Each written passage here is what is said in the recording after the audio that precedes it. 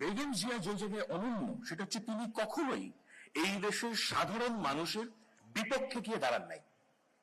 এর একটা চমৎকার উদাহরণ হতে পারে যে 2003 সালে যেই আমেরিকা 2003 সালে বাংলাদেশের উপর চাপ দেয় ওয়ার অন টেররে পার্টিসিপেট করার জন্য, এবং এগুলোর যে অ্যাভেলেবল লিটারেচার সেটা বলে যে আমেরিকা বাংলাদেশের কাছে সেনাবাহিনীর সহায়তা এবং আকাশ সীমা ব্যবহারের অনুরোধ করেছিল। দেখেন, এই অনুরোধে তিনি যদি সাড়া দিতেন, আমি মোটামুটি নিশ্চিত যে 2009 সালের যে নির্বাচন, সেই নির্বাচনে বিএনপির উপর দিয়ে স্টিম রোলার যেত না, বেগম জিয়ার পরিবারের উপর যে অত্যাচারের স্টিম রোলার সেটাও হয়তো হতো না, এটা আমার অনুমান।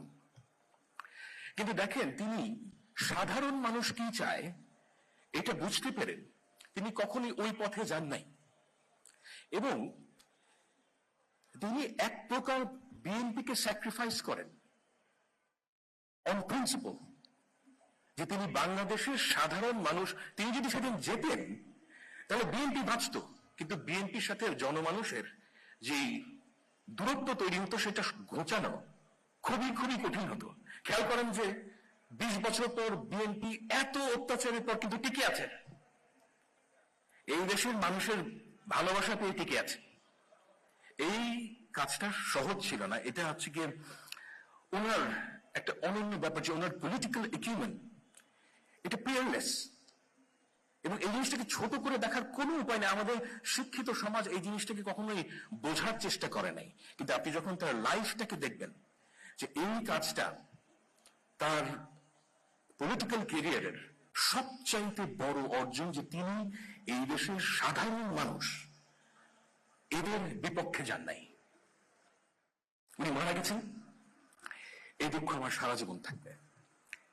এরকম জায়গায় অনেকে কবিতা বলেন, আমার জন এলিয়ার একটা কবিতা শেয়ার আমার মনে পড়ে, মনে হয় এখানে বলা যায়,